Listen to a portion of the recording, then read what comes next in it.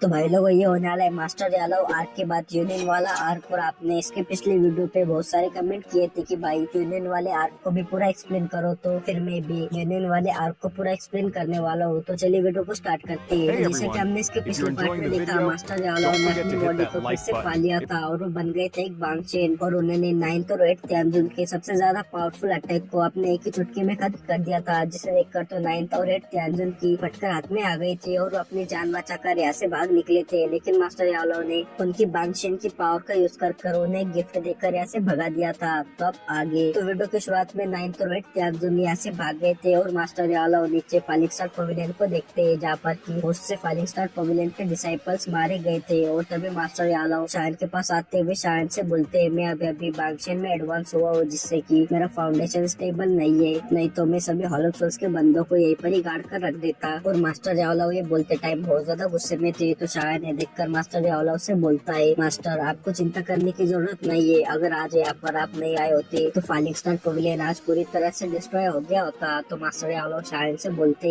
नहीं, falling star pavilion आज तुम्हारी वजह से बचा है, क्योंकि मुझे तो लगा था कि मैं अपनी पूरी रियल पावर को भी नहीं पा पाऊंगा, लेकिन तुमने जो टॉप क्वालिटी की मटेरियलों का यूज किया था मेरी बॉडी रिफाइनिंग में, उसकी वजह से मैंने अपनी पूरी पावर ही फिर से नहीं पाली, बल्कि मैं एक बांगशेन भी बन गया। और तभी फेंग जुनजे भी मास्टर यादव के पास आते हुए उनसे बोलते हैं, याओचेन बुड्ढे बधाई हो, तुम एक बांगशेन बन गए। तो मास्टर यादव भी इस पर नोट कर देते हैं और वो बोलते अब हॉलो सोल्स भी उनके मर्जी से इसे यहाँ पर अटैक करने की हिम्मत नहीं करेंगे। तो फेंग जुनजे भी इस पर नोट कर देते हैं और वो जानते थे कि एक बांगशेन को हॉलो सोल्स भी इसे हल्के में नहीं लेगा और वो भी अब फालिंग स्टार पवेलियन के ऊपर अटैक करने के लिए 100 बार सोचेगा। और तभी फेंग जुनजे मास्टर यादव से बोलते हैं, यहाँ पर बहुत से फिक्शंस के लोग आए थे, तो अभी बात फैलने में ज्यादा टाइम नहीं लगेगा कि तुम एक बांगशेन बन गए हो और तुम साथ ही इस कॉन्टिनेंट के ऊपर एक टॉप के अल्केमिस्ट भी हो, जिससे कि हमारे साथ फ्रेंडशिप रखने वाले कुछ ओल्ड डीमंस भी अब हमारे इन्विटेशन को रिजेक्ट नहीं करेंगे। तो मास्टर यादव भी इस पे अपना सर हाँ मिलाते और मास्टर यादव अपने मन में कुछ सोचते हुए बोलते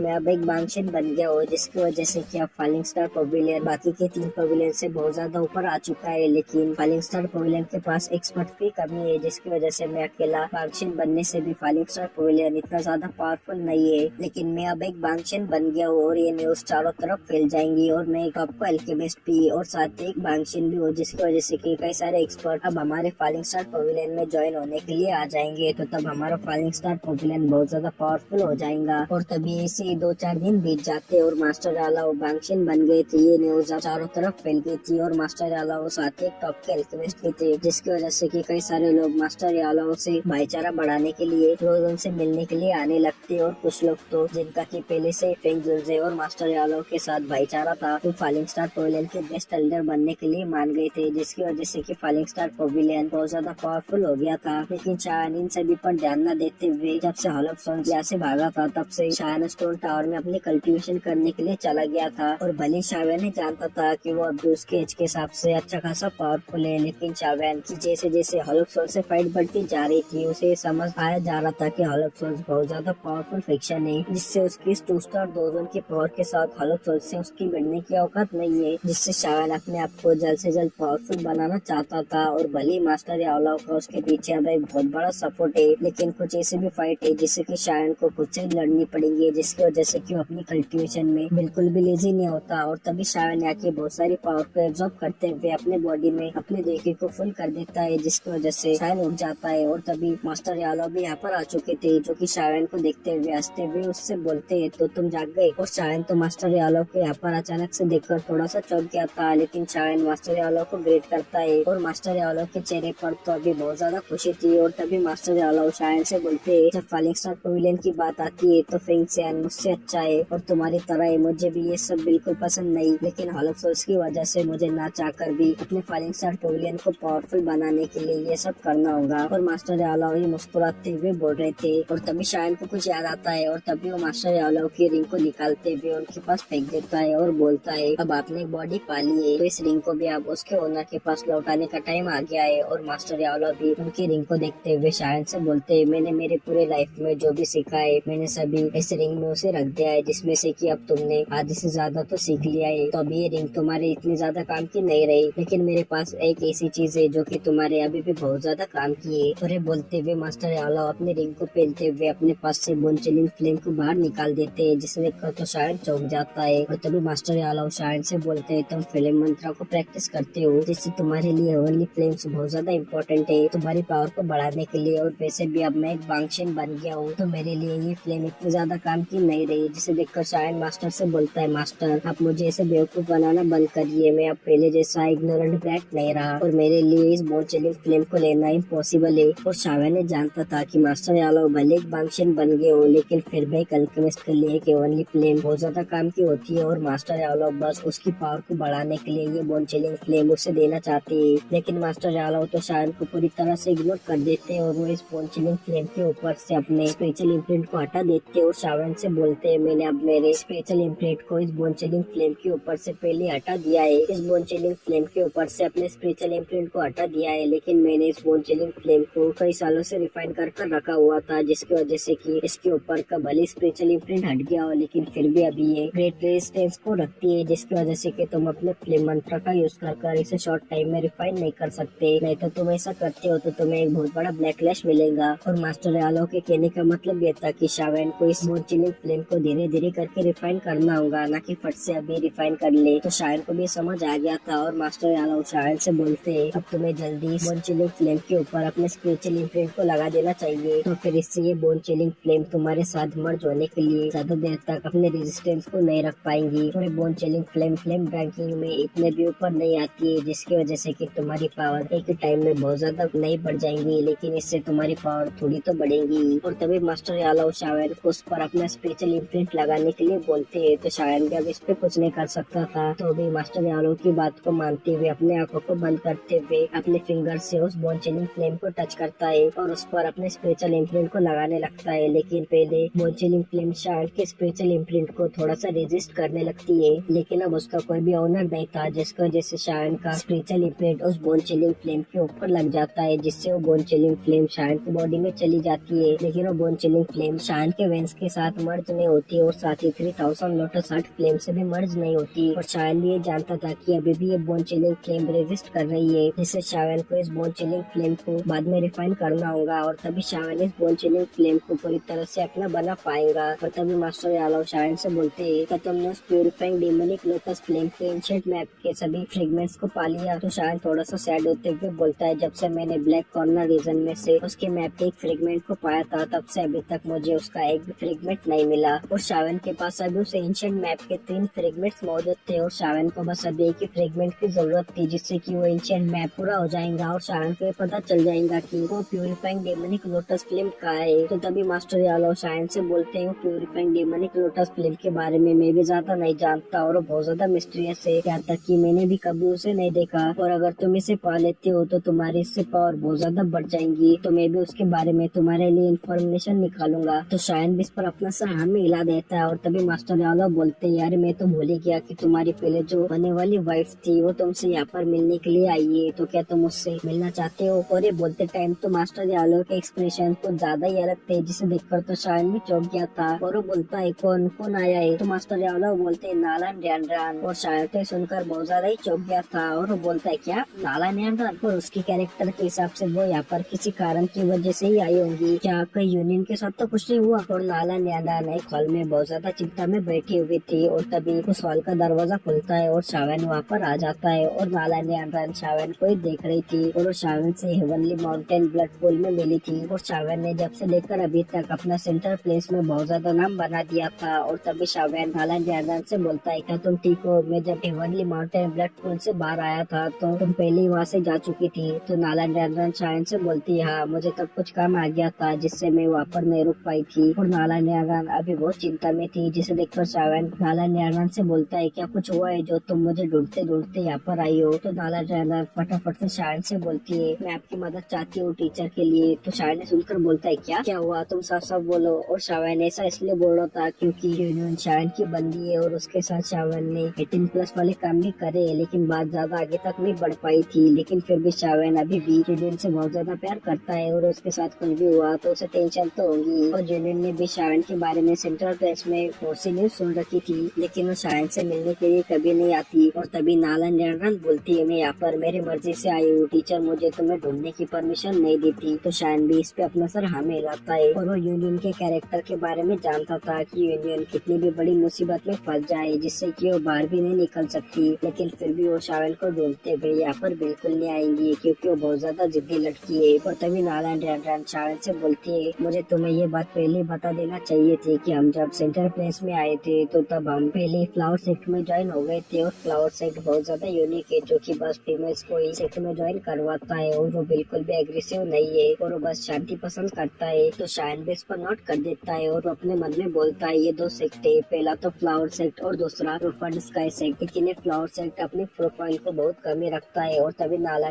बोलती है, टीचर ने फ्लावर सेक्ट को इसलिए ज्वाइन किया था क्योंकि उन्हें वहाँ का एटमॉस्फेयर बहुत पसंद आ गया था, जिससे वो वहाँ के गेस्ट एल्डर बन गए थे और हम ऐसे नॉर्मली फ्लावर सेक्ट में रह रहे थे। लेकिन ये सभी सेकंड ईयर से स्टार्ट हुआ। जब हम फ्लावर सेक्ट में ज्वाइन हुए थे तो हम फ्लावर सेक्ट के एक माउंटेन पर रहने लगे जहाँ पर हमें लगा कि वहाँ पर बस हम अकेले। लेकिन टीचर वहाँ पर ऐसे ही घूम रही थी कि तभी उन्हें वहाँ पर एक क्यों दिखती है जिसमें कि एक क्रिपल्ड लेग्स वाली ओल्ड वुमन थी। और शायन भी ये बड़ी ध्यान से सुन रहा था। और नाला बोलती है, उस ओल्ड वुमन का टेम्परमेंट बहुत ट्रिकी था और वो बहुत ज्यादा मिस्टीरियस थी और उसने टीचर को देखते ही उनके ऊपर अटैक कर दिया था, जिससे टीचर को कुछ छोटी मोटी इंजरीज भी हुई थी, जिससे उन्हें बहुत ज्यादा गुस्सा आ गया था। लेकिन टीचर ने उस ओल्ड लेडी का अच्छे से ध्यान रखा और उन्हें 2 साल तक खाना खिलाया। तो फिर वो ओल्ड वुमन बाद में उसके को छोड़ने के लिए मान गई और फिर वो हमारे साथ 1 साल और रही। जिसे सुनकर तो शायन हंसते हुए बोलता है, 2 साल तक किसी को ऐसे खाना खिलाना, सच में यूनियन बहुत ज्यादा दयालु है। और तभी नाला बोलती है, उस ओल्ड वुमन का हमारे साथ 1 साल तक रहने की वजह से उसका टेम्पर अच्छा हो गया था और वो ओल्ड वुमन का नाम ग्रैनी हुआ था। लेकिन हमें उसके बारे में कुछ भी नहीं पता था कि वो क्या करती है और ये भी नहीं पता था कि वो एक एक्सपर्ट भी है। लेकिन उस ग्रैनी हुआ के पास जीने के लिए ज्यादा टाइम नहीं था, वो अपने आखिरी टाइम तक आ गई थी। और तभी उसने एक मिस्टीरियस टेक्निक का यूज करते हुए अपनी सारी दिक्की को टीचर के बॉडी के अंदर डाल दिया और साथ ही एक जेट टैबलेट भी दिया। और उस ग्रैनी ने टीचर को फ्लावर सेट का लीडर बनने के लिए कहा। तो ये सुनकर तो शायन का मुंह खुला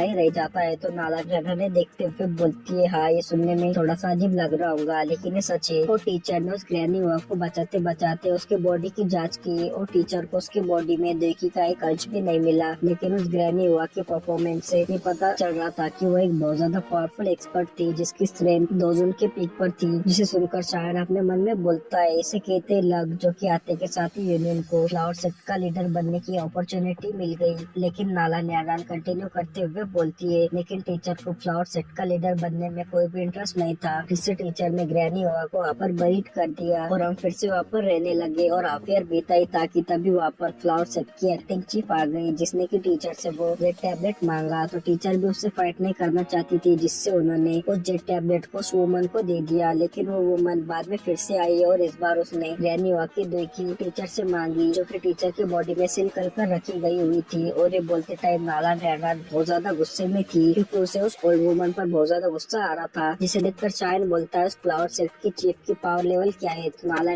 बोलती है, वो बस फ्लावर सेक्ट की एक्टिंग चीफ है, ना कि फ्लावर सेक्ट की रियल चीफ, जिसकी पावर दोजोन के 4 स्टार पर है। लेकिन ट्रबलसम वो नहीं है बल्कि उसका मेल कॉम्पेनियन है, जिसे कि उसका बॉयफ्रेंड भी माना जा सकता है, जो कि 6 स्टार दोजोन है। और ये बोलते टाइम नाला बहुत हेल्पलेस थी, जिसे सुनकर शायन बोलता है, 6 स्टार दोजोन सच में फ्लावर सेक्ट उस सेक्ट में से एक होने लायक है, क्योंकि 6 स्टार दोजोन को भी सेंटर प्लेस में काफी ग्रेट माना जा सकता है। और शायन बोलता है, यूनियन ने ग्रैनी हुआ की इनहेरिटेंस को ऑब्टेन किया है, लेकिन वो फिर भी अकेले उन दोनों से ही फाइट नहीं कर सकती है ना। तो नाला बोलती है, इतने कम टाइम में टीचर आखिर कैसे उस ग्रैनी हुआ की दुखी को पूरी तरह से रिफाइन कर सकती है। और उस टीचर के बॉडी से पूरी तरह से मर्ज हो गई है, जिससे कि उस ग्रैनी हुआ की दुखी को अब टीचर के बॉडी से बाहर नहीं निकाला जा सकता। और उस दुखी को अगर टीचर के बॉडी से बाहर निकाला जाता है तो इससे टीचर की जान भी चली जाएंगी। और वो वुमन टीचर की जान ही लेना चाहती है, लेकिन उस ग्रैनी हुआ ने जाने से पहले सभी तैयारियां कर रखी थी, जिससे फ्लावर सेक्ट के काफी सारे एल्डर टीचर के साथ खड़े हो गए, जिसकी वजह